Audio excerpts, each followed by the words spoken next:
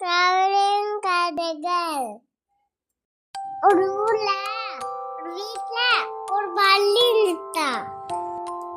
அதுக்கு ஒரு குட்டி பள்ளி பேபி பள்ளி வந்துச்சா. அந்த பேபி பள்ளிக்கு தட்ட போட்டுட்டோம். அப்போ அம்மா பண்ணி சொன்னிட்டா நீ தட்ட போடாத, நானும் தட்ட போட்டேன். அப்போ இந்த வீட்டுல தாத்தா உடக்கி கீழே விழுந்துட்டாரு. நான் தட்ட போட்டதுனால அனைத்து என்ன அடிக்கிறாங்க.